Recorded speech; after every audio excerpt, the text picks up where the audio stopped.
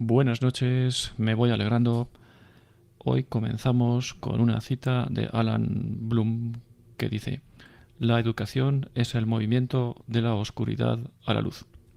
Son las 10 de la noche, hoy es 18 de junio de 2021 y esto es Ciegos en el Mundo en su programa número 15. Porque no solo nos referimos a la ceguera física o del cuerpo, porque en este programa queremos ver lo que otros no ven.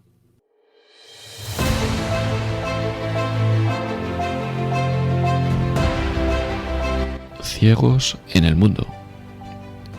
Porque todos, de uno u otro modo, estamos algo ciegos en el paso por este mundo. Desde este programa queremos aportar un poco de luz o, al menos, algunas ideas para ser una farola encendida en medio de la oscuridad. Dirigido por Arturo Fernández.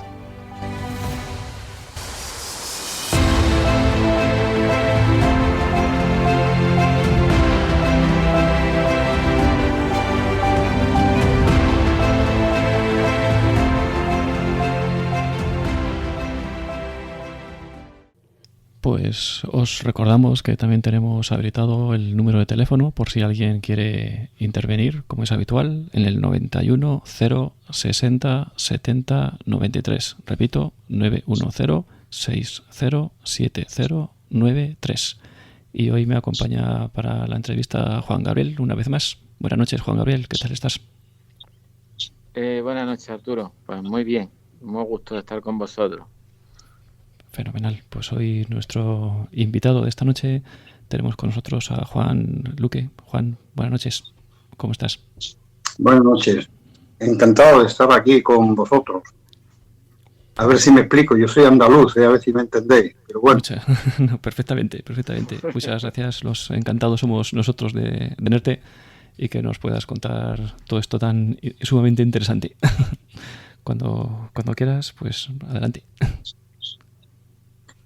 Bueno, pues la semana pasada, a través de Juan Gabriel I, luego de ti, recibí esta invitación para hablar de un tema al que le he dedicado pues prácticamente los últimos 20 años de mi vida profesional, aunque hacía otras cosas, pero que es el tema, yo vengo impartiendo una asignatura que se llama Pedagogía de la Religión, antiguamente Pedagogía Religiosa Evolutiva, y el tema central de esta asignatura que he impartido en el Instituto Superior de Ciencias Religiosas de Córdoba es la transmisión de la fe en la familia, ¿no?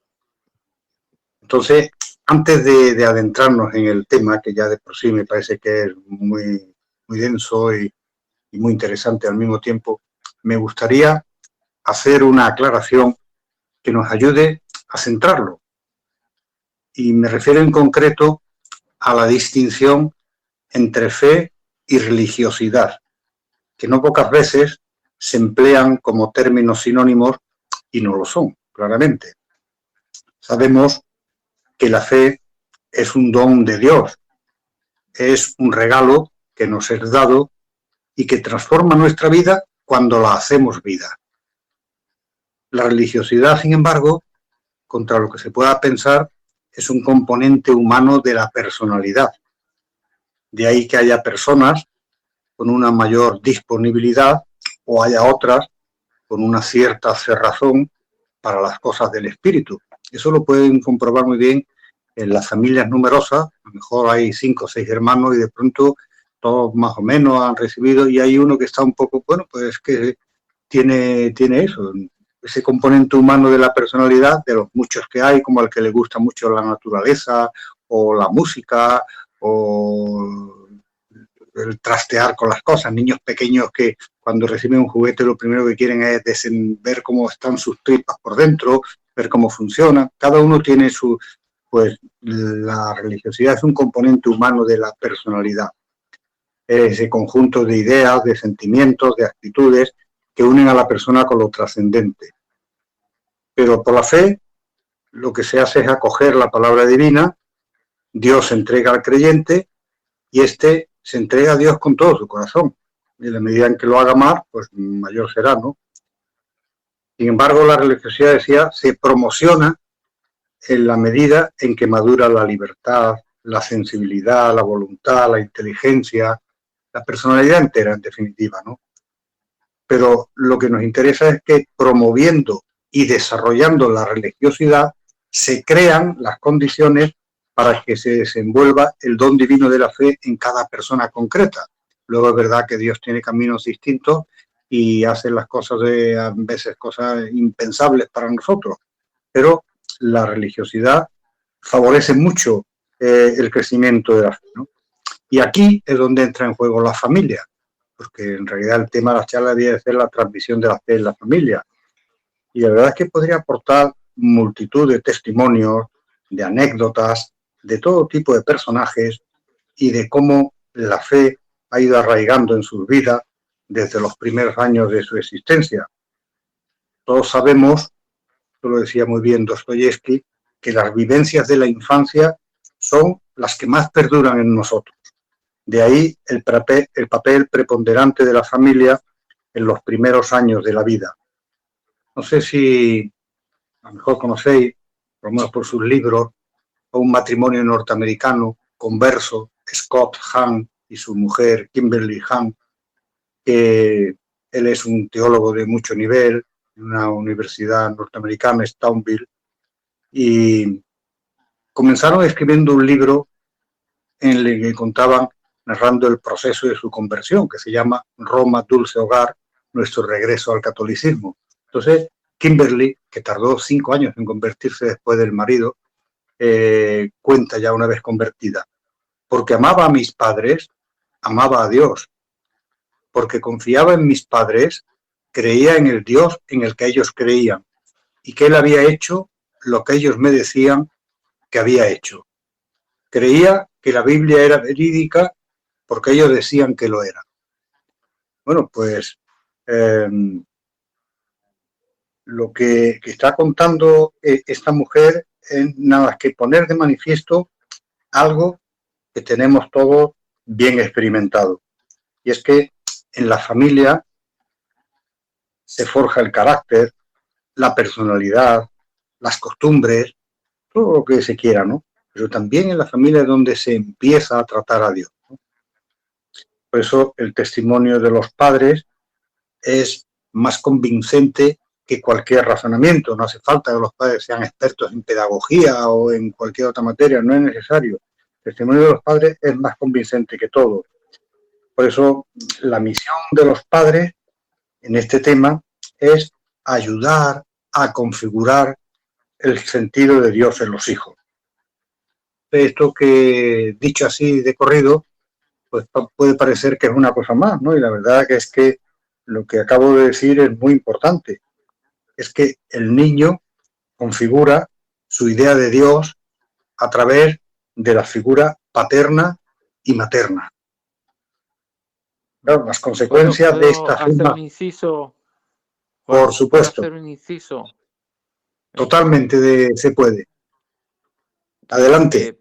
Simplemente para reforzar tu teoría, yo leyendo la experiencia de los jesuitas en Japón, allí digamos que la figura paterna es, digamos, simplemente es como una autoridad absoluta a la cual el hijo solamente tiene que obedecer y donde pues los sentimientos no se expresan. Entonces, el problema que han tenido, hablo de los jesuitas porque leí un libro del padre Arrupe de ese problema, sí. Y es que claro, ellos no han tenido ese o sea, han tenido que frustrar todas o reprimir todos sus sentimientos, y claro, pues a la hora de explicarle qué es un padre, pues no lo entienden. O sea, padre ahora voy a contar varias anécdotas, la mayoría positivas, pero una negativa también sobre esa idea del padre, ¿no? O sea, que la idea de la paternidad de Dios, claro, a un niño cuando es pequeño, lo más importante es enseñarle que Dios es nuestro padre, ya está. Luego ya irá aprendiendo más cosas, ¿no? Pero ahí está el meollo de todo. Y efectivamente en otras culturas, pues esas dificultades son muy grandes, pero ahí ya nos metemos en el tema de la gracia, cómo actúa y cómo puede vencer resistencias y todo. Eso sería otra cuestión, ¿no? Bueno, pues decía que las consecuencias de esta afirmación son decisivas en realidad, ¿no? Pero quizá los que estéis escuchando podéis preguntaros, bueno, muy bien, eso funciona estupendo con los padres, con las familias en que están muy integrados en esa labor y tal, pero ¿qué pasa con los padres que no están por apoyar esa labor? ¿Dónde aprenden esos niños que no reciben en el terreno de la religiosidad el apoyo de sus progenitores? La verdad es que eso ya de entrada daría lugar a un debate que de momento, en el tiempo que tenemos, prefiero orillar. A lo mejor luego volvemos, pero de momento es así, ¿no? En cualquier caso, siguiendo con estos testimonios de autoridad, de grandes personajes y demás, cuando se celebró en España, en Valencia concretamente, en el año 2006, el 5º Encuentro Mundial de la Familia, a lo mejor algunos de los que estaban escuchando estaban allí presentes, pues Benedicto XVI en Valencia decía, ojalá que los hijos contemplen más los momentos de armonía y afecto de los padres que no los de discordia o distanciamiento, pues el amor entre el padre y la madre ofrece a los hijos una gran seguridad y les enseña la belleza del amor fiel y verdadero. Otra vez nos vuelven a decir lo mismo, ¿no? Que los padres no tienen que estar enseñando y dando teorías, para eso están pues, los profesores, están los libros, están los tratados, ¿no? Pero sí, ese testimonio que dan ellos, solo lo pueden dar ellos por una razón, porque esto lo he hecho yo a lo largo de mi vida profesional a muchos padres decir, y de un modo especial, si me apuráis un poco, más todavía dirigido a las madres, que todas las madres son expertas en pedagogía porque actúan con la mejor de las pedagogías, que es la pedagogía del cariño, ¿no? Y eso, ni uno que fuese premio Nobel de pedagogía, no existe ese premio, pero aunque existiera, no lo haría tan bien como una madre que a lo mejor no sabe mucho de psicología evolutiva y nada, pero conoce a su hijo como nadie y le trata como nadie, ¿no? Entonces, esas palabras de Benedicto XVI en el siglo XX, pero es que en el siglo, a caballo entre el cuarto y el quinto, lo bonito, aquello que decía San Agustín, cuando estaba ya, era inminente, él sabía que su conversión estaba ya a un paso y entonces contaba a las personas que tenía allí cerca y les decía, siempre mantuve el recuerdo de Cristo, cuyo nombre había bebido con la leche materna. Y decía eso, regreso a la religión que me ha sido imbuida desde niño y que había penetrado hasta la médula de mi ser. Estas palabras me parece que dan una esperanza tremenda. Esos hijos, esas hijas que a lo mejor con los años se han distanciado, se han separado, bueno, pero tienen eso que lo habían bebido con la leche materna, lo que le han enseñado a esos padres y que eso ha penetrado hasta la médula del ser, aunque parece que en ese momento están muy, muy distantes, ¿no? Por eso, siempre que el niño vea, por ejemplo, estoy pensando en los niños más pequeños, que el niño vea rezar a sus padres, a sus abuelos, que les vea, pues yo qué sé, besar el crucifijo, arrodillarse, esa es la mejor lección que pueden recibir. Yo que no hace falta muchas teorías, es la mejor lección, ¿no? En este momento podríamos hablar también eso del valor insustituible de los abuelos. El Papa Francisco, en una fiesta de la Sagrada Familia del año 2014, decía, pues muchas familias estaban allí reunidos con él, y dirigiéndose a los niños les decía, vosotros, niños y jóvenes, sois los frutos del árbol que es la familia. Sois frutos buenos cuando el árbol tiene buenas raíces, que son los abuelos, y un buen tronco, que son los padres. Decía Jesús que todo árbol bueno da frutos buenos, y todo árbol malo da frutos malos.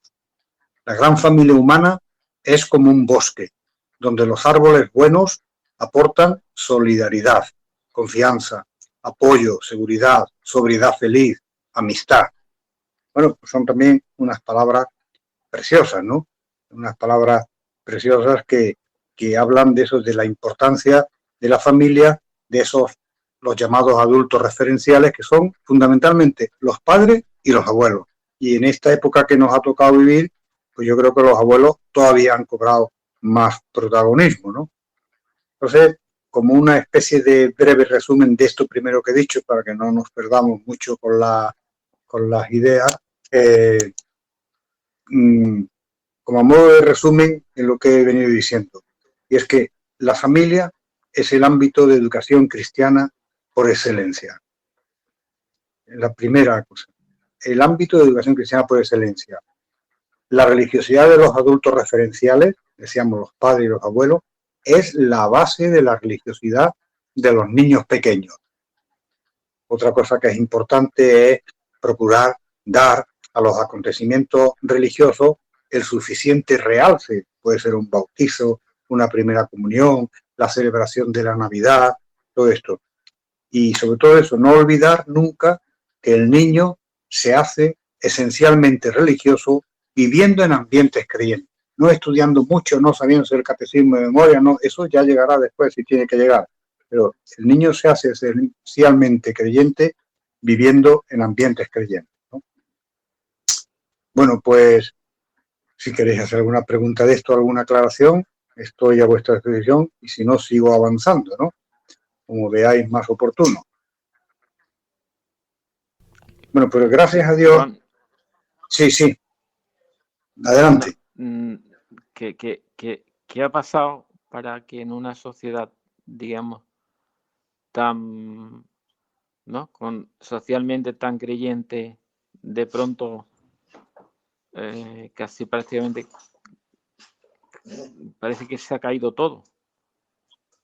Bueno, en realidad estoy de acuerdo en la primera parte, pero no en de pronto. El cambio más grande que se haya podido dar en la humanidad ocurrió hace ya casi más de 200 años ya. Es la época de la Ilustración, un poquito antes de la Revolución Francesa. En la Ilustración se da el cambio intelectual más grande que hay, es que hasta entonces la sociedad era una sociedad naturalmente creyente, no necesariamente católica, podía haber otro tipo ortodoxo, o incluso de otras religiones, pero la sociedad era una sociedad naturalmente creyente. Y desde ese momento se hace una inversión de valores tremenda. Eso lo dice muy bien un filósofo ateo, Feuerbach, decía: digamos del hombre lo que decíamos de Dios, y se acabó. Entonces se hace una inversión de valores que es quitar a Dios del centro para poner al hombre. Eso, como es natural, digo, empezó hace unos 200 y pico años, pero se ha ido fraguando poco a poco. Es verdad que ahora, en estos últimos años, parece que se ha acelerado todo esto, pero que viene de más lejos, ¿no? Entonces es la lucha de siempre. Bueno, ya San Agustín también, en el siglo cuarto, quinto que vivió, decía esto, ¿no? La ciudad de Dios y la ciudad de los hombres, una lucha de siempre, ¿no?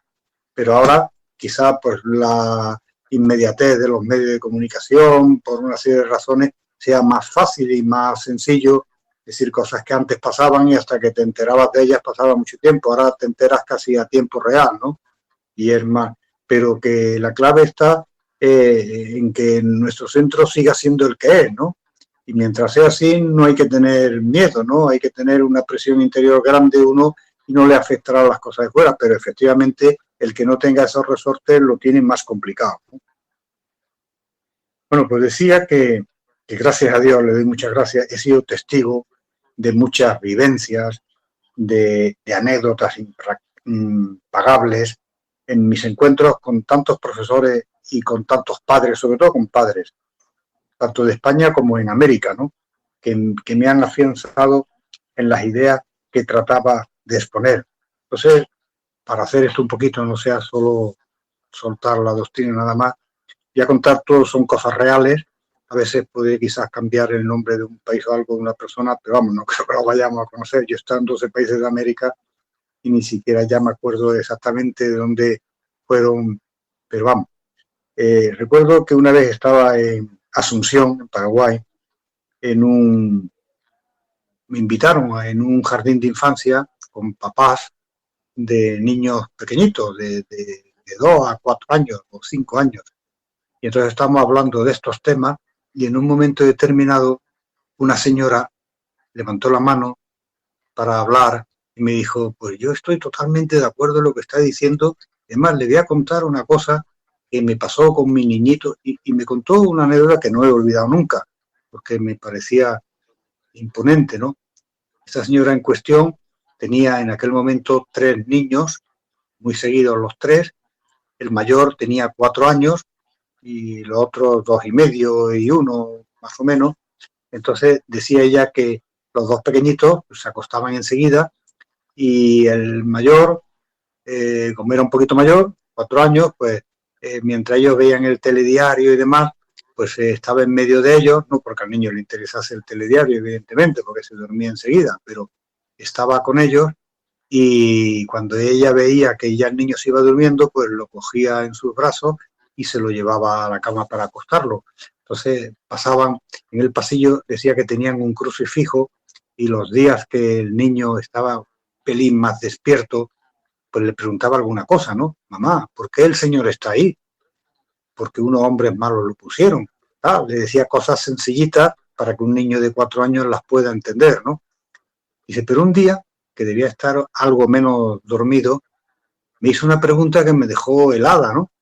Me dijo, mamá, ¿qué podemos hacer nosotros para quitarle esas heridas al Señor, ¿no? Claro, yo en principio dije, lo creo totalmente porque de los niños me lo creo absolutamente todo, ¿no? Y tienen una capacidad tremenda para interiorizar las vivencias sobrenaturales. Entonces, aquel niño con sus 4 años, pues se había hecho esa pregunta, ¿no? ¿Qué podían hacer para quitarle esas heridas al Señor? Yo, como no la conocía de nada, le dije, mire señora, no la conozco, no le puedo dar más, solo darle la enhorabuena porque lo está haciendo muy bien. Está usted trabajando esa religiosidad en su hijo y como es su madre, pues es quien mejor lo puede hacer, ¿no?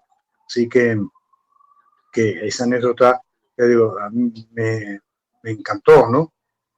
Luego también, esto me pasó aquí ya en mi tierra, aquí en Andalucía, me contaba un amigo que su hijo tenía también 3 hijos y el mayor tenía 6 años, los otros eran más pequeños, y entonces le dijo, mira Manolo, vamos a ir esta noche a una misa, que es una misa especial, porque cuando lleguemos la iglesia va a estar a oscuras, nos van a dar una vela, luego se encenderá la luz y si quieres puedes venir porque los pequeños se van a quedar con los abuelos y aunque es como una misa un poquito más larga, pero si quieres, sí, quiero ir.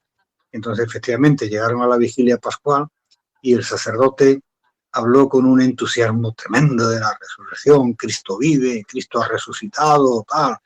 Y entonces, pues nada, terminaron, fueron a tomar alguna cosita y al día siguiente se levantaron un poquito más tarde, lógicamente. Entonces, este amigo mío decía que en la habitación de su hijo había ruido, había como dando golpes, ¿no? Entonces, cuando entró allí, tenía en la habitación el niño un crucifijo también y había cogido un pequeño destornillador, allí con un palo estaba dando palos para desclavar al Señor. Pero Manolo, que vas a romper el crucifijo, ¿qué haces? Y papá, no te has enterado. El Señor no está muerto, ha resucitado ya, ¿no? O sea, como los niños tienen esa capacidad mucho mayor de la que pensamos para captar las grandes realidades, ¿no? Entonces, en la pedagogía evolutiva, es como el despertar religioso del niño, como otros despertares en las letras, en las matemáticas, en todo, pues el despertar religioso del niño tiene lugar en los 3 primeros años de la vida y su ámbito natural es la familia. En esta idea acabo con otro testimonio de un cardenal muy famoso, cardenal Robert Sara, que ha escrito una serie de libros. El primero de ellos, si no lo conocen, se los recomiendo vivamente, se titula Dios o nada. Y ahí cuenta el cardenal Robert Sara, que tenía un poquito más ya de 3 años, tendría a lo mejor 7, 8 años, pero cómo involucra a su familia. Dice, mi padre me enseñó a querer mucho a la Virgen. Aún le veo arrodillarse en el suelo de Ourouz, era su pueblo, en el suelo de Ourouz para rezar el Ángelus todos los días, a mediodía y por la tarde. No he olvidado jamás esos momentos en que cerraba los ojos para dar gracias a María. Yo le imitaba y rezaba a su lado mis oraciones a la Madre de Jesús. Bueno, pues esta otra idea, ¿no? Jamás he olvidado esos momentos, ¿no? Jamás los he olvidado. Que tenga ya 70 años o los que sean, pero jamás se quedan, y más cuando están protagonizadas por los padres, ¿no? Pero son 3 o 4 ejemplos, podía poner muchos más, pero decía que también quería poner como contrapeso un ejemplo negativo. Se cuenta de Franz Kafka, el autor de la Metamorfosis. Este no era creyente, era judío, pero creyente regular. El caso es que lo que sí se sabe, es conocido, que él recibió una educación severísima y vivió toda su infancia y su juventud en una continua angustia, ¿no? De hecho, con su padre tuvo tremendos líos y jaleos y lo echó de la casa varias veces.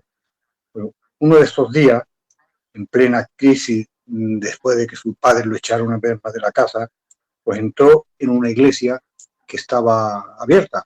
Era por la mañana, no había nadie, y entró muy nervioso, muy excitado, se sentó en una de las bancas. Atrás había un sacerdote en un confesionario esperando por si alguien quería ir a verlo, ¿no? Y se dio cuenta enseguida de que aquel joven estaba muy excitado, muy nervioso, y entonces se sintió en la obligación de ir allí a decirle unas palabritas, en fin, a intentar consolarle en la medida de lo posible. Le dijo: hijo, no sé quién eres, no sé lo que te ocurre, pero sea lo que sea, confía, Dios es tu padre. Y este dijo: ¿que Dios es mi padre? Y salió corriendo y no paró ya, ¿verdad? Porque pensar que podía tener, que Dios era como era su padre, es el ejemplo negativo, el contrapeso, ¿no? Pero por eso digo que en cualquier caso, lo que sí es verdad es que no hay que olvidar un principio de la pedagogía popular que dice: los niños no obedecen, imitan. Entonces, claro, los buenos ejemplos, eso que decíamos antes, que el niño vea a sus padres que besan el crucifijo, que le dicen vamos a darle un beso a la Virgen, desde lejos le tiramos un beso, todas esas cosas. Los niños, si ven que los padres lo hacen, pues ellos también lo harán, ¿no? Los niños no obedecen, imitan. Entonces, en esto tenemos que ver que, bueno, cuando intentamos hacer las cosas, pero a veces podemos también equivocarnos, sin querer, involuntariamente. Por eso hay una serie de medios a utilizar y una serie de errores a evitar, ¿no? Por ejemplo, hay que aprovechar, sigo refiriéndose a niños más pequeños ahora, porque pienso que es la etapa fundamental desde el momento de la religiosidad. Hay que aprovechar el enorme valor que las imágenes religiosas tienen para el niño. Lo normal es que ellos deseen manipular los objetos. Bueno, pues que toquen, que besen las imágenes que tengan en la casa, que desde pequeños estén viendo pues al santo que en su pueblo es el patrón o quien sea, ¿no? Pues ahí, ¿no? Acompañarle cuando son más pequeños todavía en los gestos, oraciones sencillas, pero muy sencillitas, muy breves. No se trata de dar mucha doctrina en los primeros tiempos. Eso es lanzarle un beso a la Virgen, porque los gestos y los signos sensibles entran por los ojos y hacen posible una preparación intelectual para las ideas y para los sentimientos posteriores en el orden religioso. Entonces, Aristóteles decía que nada es la inteligencia que no haya estado antes en los sentidos. Pues entonces esto con mucho más motivo es muy bueno, ¿no? El que lo hagamos así, ¿no? Sobre todo también porque en las primeras edades de la vida solo se entiende lo que se hace. No se le puede dar a un niño muchas teorías sobre las cosas, sino enseñarle a hacer cosas muy sencillitas. Por ejemplo, entramos a la iglesia, a la parroquia, y más que explicarle que el Señor está en la Eucaristía allí realmente presente y todas estas cosas, pues a lo mejor le explicamos cómo se saluda al Señor y que nos vea hacer la genuflexión bien hecha y que la haga Él, ¿no? Y que la haga Él, ¿no? Pero sobre todo, eso, no pretender enseñar muchas oraciones cuando el niño es pequeño. Ya tiempo tendrá de ir, de que lleguen los conocimientos más amplios, ¿no? Pero solo lo esencial, pues que eso, que Dios es nuestro Padre, que la Virgen es nuestra Madre, el cielo y poco más, ¿no? Y alguna cosita así más.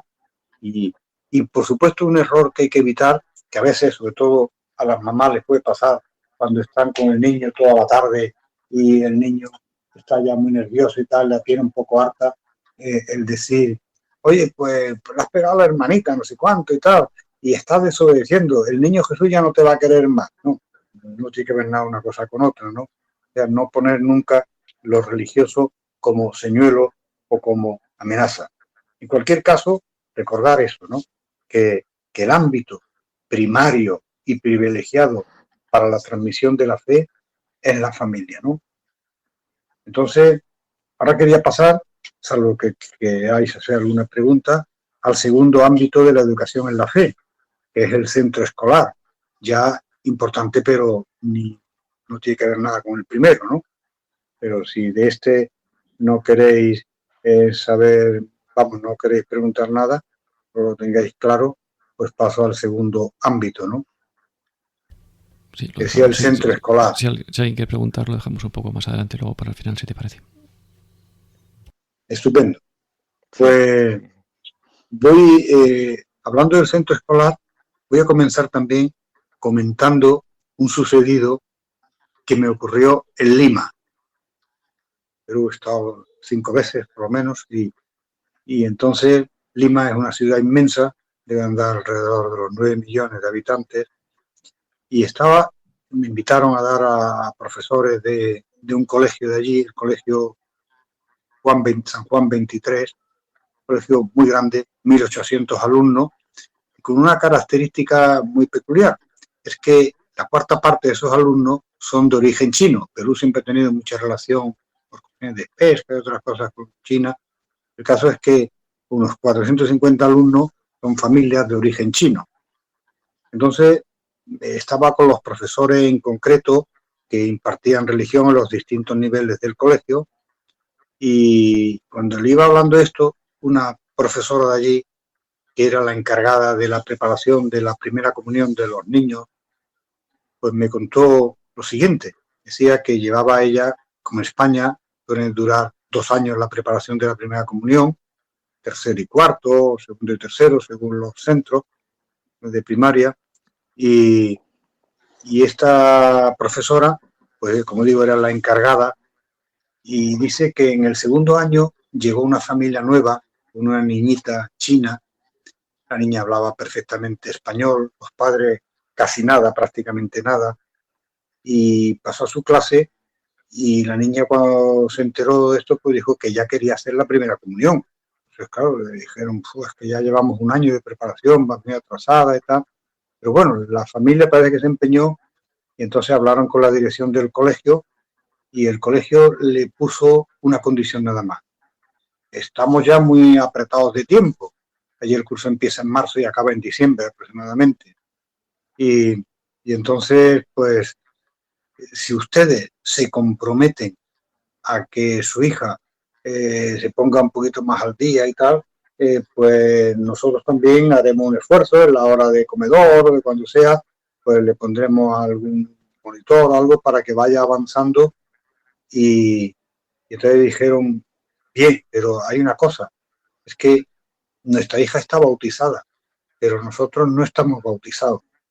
Si ustedes nos ponen un apoyo no a la niña, sino a nosotros, para que cuando nuestra hija, que hacía la comunión, creo recordar, el 8 de diciembre, la Inmaculada, cuando nuestra hija haga la comunión, nosotros ese día quisiéramos bautizarnos, claro, recibir los sacramentos de iniciación, la confirmación y la comunión. Y claro, pues, por supuesto, ¿no? Allí una familia más antigua de origen chino, pues le explicaba las cosas y se cumplieron los plazos, y esta familia, pues, bien cumplido sus deseos, ¿no? Bueno, claro, aquí hay una tarea inmensa, también lo mismo, no conocía a aquella profesora de nada, pero lo único que puedo decir es felicitarla, ¿no? Es felicitarla porque usted aquí lo que ha hecho es una tarea inmensa de transmisión de la fe, ¿no? De transmisión de la fe en el colegio, que no suele ser lo normal. Repito, la transmisión de la fe es más lógica, se tiene que dar en los primeros años, incluso antes de esas edades, en la familia. Pero en este caso se han quemado una serie de etapas, han ido y ocurrió este hecho tan bonito, ¿no? Desde que aquella familia, gracias a la perspicacia de la profesora esta, que se dio cuenta de que la niña era muy valiosa y que la niña tenía un interés enorme, y cómo la propia niña supo arrastrar a sus padres, ¿no? Bueno, pues se ve que el colegio también tiene una gran misión en la transmisión de la fe, pero, repito, es secundaria respecto a la familia. Sin embargo, y dado el escaso hábito de práctica de vida cristiana en muchas familias, ahora mismo es muy necesaria esa labor de formación que se puede hacer desde los centros educativos.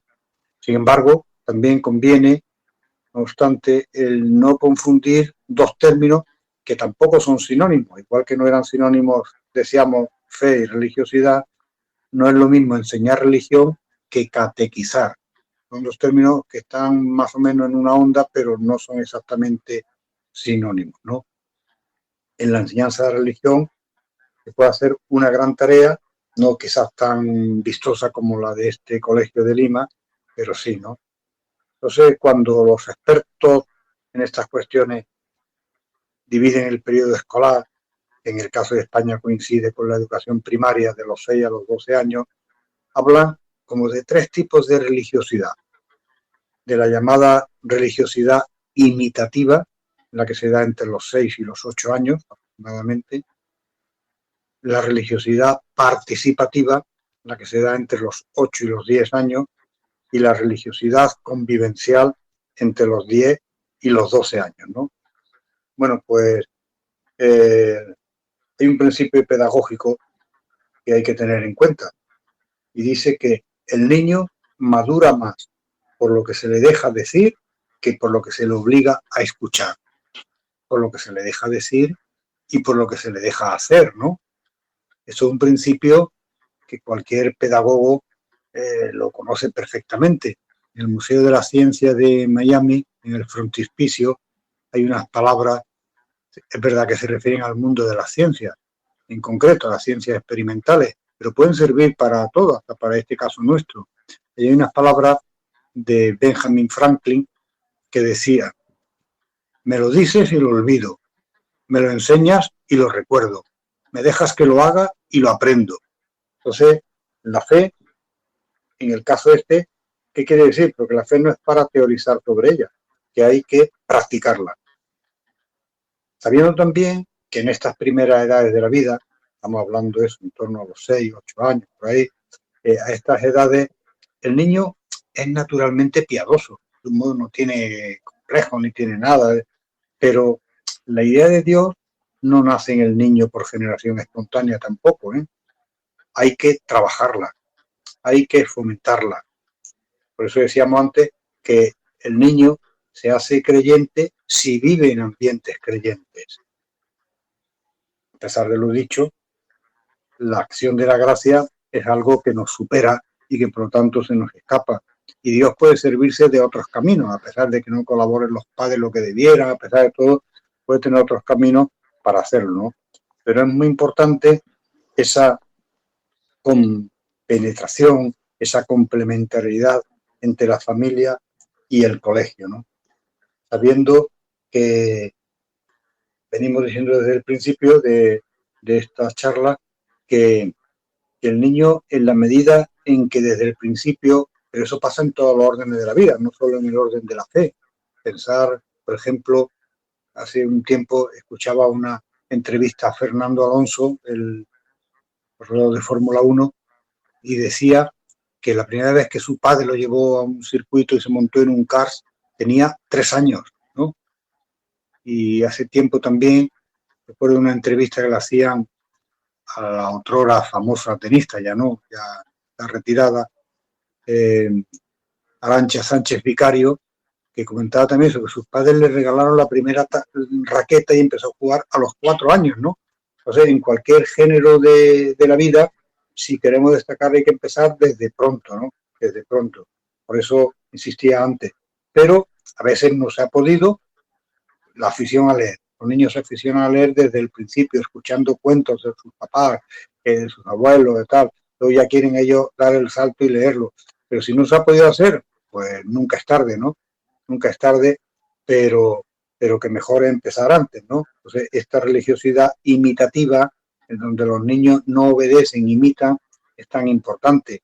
La religiosidad participativa, esa que está en torno a los 8 a 10 años, es también súper interesante porque esta va a ver nacer como un tercer ámbito en la transmisión de la fe, que es la parroquia, los distintos grupos o movimientos que llevan a compartir la vida de fe, sabiendo que la fe es algo muy íntimo y muy personal, quizás de lo más íntimo y personal que pueda haber, porque está en el fondo de la conciencia, pero la fe se expresa en comunidad, se vive en la más profunda intimidad, pero se expresa en comunidad, ¿no? El Papa San Pablo VI decía que la fe se fortalece dándola.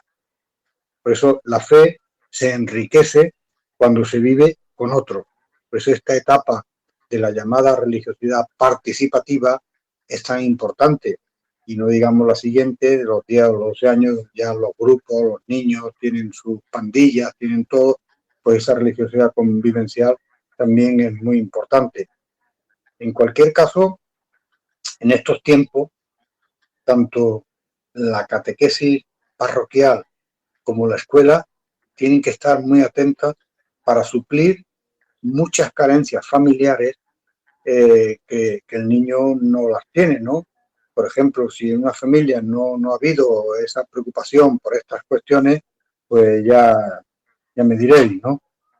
Pero son momentos para aspectos nuevos que todavía el niño antes de pequeño no había entendido. ¿Verdad? Un niño de 3, 4, 5 años no tiene contacto con la parroquia, no tiene contacto, ¿sabes? Alguna vez que vaya a alguna misa o algo, si es que va, y si no va, pues no pasa nada, y demás, ¿no? Entonces, decía que aparecen aspectos nuevos, como puedan ser, por ejemplo, el despertar del sentido de iglesia, saber que la iglesia somos todos, estamos, ese enseñar a valorar los sacramentos, especialmente los dos que más van a recibir, que son la penitencia y la Eucaristía. Todo esto es importante, ¿no? En el compendio del Catecismo de la Iglesia Católica, en el punto 460, se lee: ¿cuáles son los deberes de los padres hacia los hijos? Los padres, partícipes de la paternidad divina, son los primeros responsables de la educación de sus hijos y los primeros anunciadores de la fe. Es la autoridad de la Iglesia la que se moja en esto, ¿no? Tienen el deber de amar y de respetar a sus hijos como personas y como hijos de Dios, y proveer, en cuanto sea posible, a sus necesidades materiales y espirituales, eligiendo para ellos una escuela adecuada y ayudándoles con prudentes consejos en la elección de la profesión y del estado de vida. En especial, tienen la misión de educarlos en la fe cristiana. Bueno, pues ahí tenemos eso, la Iglesia con toda su autoridad, que nos dice cómo es obligación principalísima de los padres, ¿no? No basta con apuntarlo a la catequesis y ya está. Luego, pero ya no entramos, evidentemente, habría que adentrarse en la llamada religiosidad axiológica, que se da ya en la época de la pubertad, entre los 12 y los 15 años, y la religiosidad de adolescentes y jóvenes, que esta es todavía más compleja, porque más o menos podríamos decir que empieza a los 15 años, pero no sabemos cuándo termina. Ahora estamos viviendo cosas que no se han vivido antes, ¿verdad? Lo que decía Juan Gabriel, ¿no? Por ejemplo, hay ya algunos autores que dicen que ahora estamos viviendo una etapa que se llama el juvenilismo o los adultescentes. ¿Quién son? Pues son gente que pueden tener ya 35 o 40 años o más, ellos y ellas, que viven y actúan con planteamientos adolescentes en sus vidas, aunque tengan eso, capacidad económica, trabajo y todo, pero en fin, esa es otra historia que, como diría Michel Ende, deberá ser contada en otro momento, ¿no? No es para ahora. En cualquier caso, la religiosidad más importante es la que se cultiva en los primeros años de la vida. Como digo, es lo mismo que ocurre en otras esferas, como puede ser el deporte, las distintas aficiones, la música, la que sea. El niño empieza a cultivarla desde el principio, ¿no? Bueno, pues que espero que haya servido estas palabras no para decir nada nuevo, que no es nada nuevo, y espero que estemos de acuerdo, pero sí para afianzar mucho eso, que la familia es el ámbito principal de la fe. Bueno, y ahora si queréis hacer preguntas, pues con mucho gusto, ¿no? Si el tiempo que dispongamos, no sé cuál es ya. Sí, tenemos un momentillo. Vamos a ver si por aquí tenemos a José Serrano desde Atarfe. Si quiere. Bueno, yo a nivel personal, la charla ha sido muy interesante, darte las gracias de antemano. Y decirte, bueno, que el tema estoy de acuerdo porque me ha pasado exactamente el proceso que tú has recomendado con mi pequeña. Tengo 2 niñas de 8, bueno, 7 va a cumplir 8, o sea, tiene 8 y otra va a cumplir 7, perdón.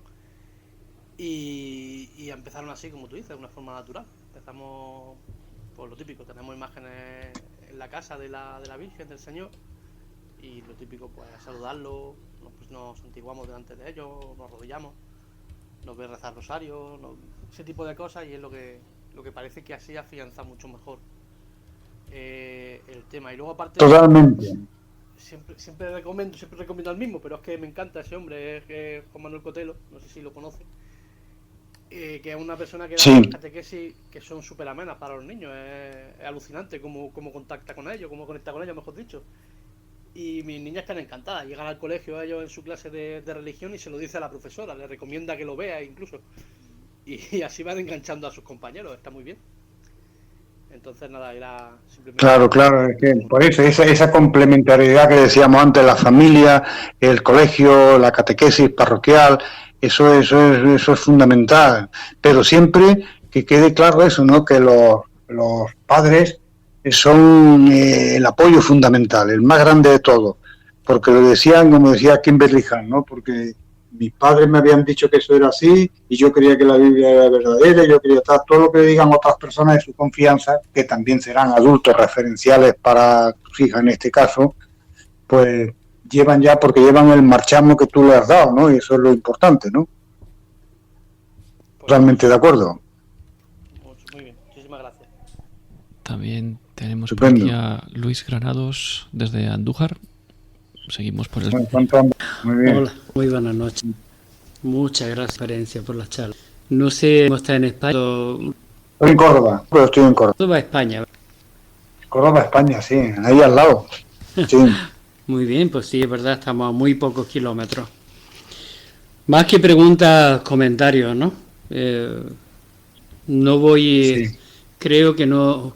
Bueno, voy a presentar a Luis Granados Álvarez, católico, 65 años, católico toda la vida, pero no sabía ni lo que era, ¿no? Y bueno, con 60 años descubro y acepto al Señor con todas las consecuencias. Y bueno, pues empiezo a buscar y veo la gana que le pone más gente que tenemos a entrar. Enseñar a los padres, porque algunos ya están impactados a los padres, porque si los niños no tienen contacto en este periodo, ¿no? La iglesia, la catequesis más importante es así, ¿eh? Y lo que pasa es que la más vistosa es la de los pequeños, la primera comunión, un poquito la confirmación y tal, pero la catequesis más importante para la iglesia es la catequesis de adultos, ¿eh? El que se viva o no se viva ya son cuestiones que ya nos llevarían muy lejos, ¿no? Pero está claro que es una tarea, puesto que la iglesia somos todos, en la que el sacerdote a veces, el pobre está desbordado, no le da la vida para más, ¿no? Entonces, quiere decir que es tarea nuestra, en nuestro ambiente más cercano, familiar, de vecinos, de conocidos, de tal, hacer una tarea en la que apoyemos, fundamentalmente porque iglesia somos todos, ¿eh? Pero sobre todo eso, los sacerdotes no podrían llegar a todo y los laicos, dicen siempre, estamos en la hora del laicado, ¿no? Entonces tenemos que tener ahí una labor grande, porque así es como, por otro lado, en los primeros siglos de la Iglesia, cuando todavía no había ni diócesis, ni seminarios, ni facultades de teología, ni nada, eran los primeros cristianos los que iban de un lado para otro y en su ámbito donde estaban, en su trabajo, donde fuera, pues ellos iban dando a conocer esa vivencia y quizás nos tengamos que poner las pilas más todavía los laicos, ¿eh? Correcto. O sea, y apoyar a los sacerdotes en todo lo que podamos, pero poniéndonos las pilas nosotros, sobre todo eso, porque somos iglesia también nosotros, ¿eh? Correcto. La iglesia como el Papa, vamos. Muy bien. Mañana precisamente toca participar en el postcongreso de laicos y la verdad que es súper interesante, ¿no? Pero no intento ser negativo para nada, absolutamente. Cuento lo que vivo porque estoy muy interesado. No es fácil, claro, es una cosa que no... Estoy muy interesado. ¿Y quién nos forma a los laicos? Porque, por ejemplo, vivo en Andújar, la tienes que conocer, 40.000 habitantes, 6 parroquias y no hay ninguna formación, ni se le espera. Y se tiene pues es una pena porque, por ejemplo,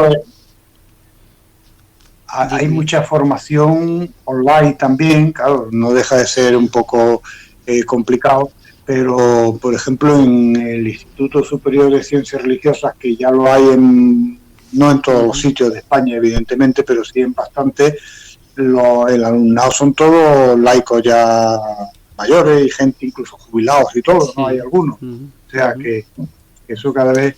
Pero hay formación online, sí que la hay también, y sobre todo habrá que implicar cada vez más, eso sí que para que, hombre, desde los obispados y demás, pues y en las parroquias hay que ir haciendo, pero en fin, que aquí yo por lo menos me he recorrido miles de kilómetros, digo, más en América que en España, pero pues dando este tipo de charlas y demás en multitud de sitios, ¿no? En multitud de lugares, y ahí ha habido de todo, ¿no? Pero nada, también hay que pedirlo, porque el que nos haya cosas no nos va a entonces dar mucho en que haya conversión en comparación con la gente que no vive las cosas bien, pero de gente que estaba muy lejos y que han sido tocados por la gracia, y que todo eso es una siembra que tardará un tiempo en verse, pero que ahí está, ¿no? Que ahí está. Pues en ello estamos. Bueno, no quiero ocupar la conversación. Muy bien, pues. Seguimos. Gracias. También tenemos, de nada. También tenemos desde Albacete de familia. Sí. Gracias a Chacha, que tantísimo. Yo siempre preocupación de los seglares que seres diferentes, por lo que siento, de estar unidos y no dejarles el trabajo a los sacerdotes, que los sacerdotes tienen su misión grandísima, por supuesto que sí, pero yo creo que tenemos que madurar mucho en saber que todos nosotros desde el momento en que nos bautizaron somos también sacerdotes, profetas y creo que también debemos de aprender a trabajar en el reino de Dios, que me parece que no sabemos, por lo menos yo me creo que sé muy poco. Gracias. Bueno, pues totalmente de acuerdo, al 100%, ¿no? O sea, que efectivamente hay que hacer muchas más cosas, implicarnos más. Y en cuanto a que sepamos o no sepamos hacerlo, bueno, siempre se ha dicho que Dios escribe derecho con renglones torcidos. Aunque hagamos las cosas mal, si hay buena voluntad y demás, pues las cosas van saliendo, ¿no? Entonces se trata lo peor es no hacer nada. Si yo hago una cosa y me equivoco, pues bueno, ya se irá arreglando, ¿no? Y poquito a poco, que antes me equivocaba 10 veces al mes, llegará un momento en que me equivoque 5 y otras veces solo 2 y una y ya está, ¿no? Pero lo importante es hacer las cosas y, repito, es sentirnos iglesia, porque lo somos. Por el bautismo todos tenemos el sacerdocio común de los fieles, ¿no? El ministerial solo los sacerdotes que están consagrados, pero por el bautismo todos somos fieles iguales, ¿no? Con la misma dignidad, ¿no? Bueno, y una última intervención porque ya nos empezamos a quedar sin tiempo. En último lugar, Carmen Usano, desde Cuenca. Carmen.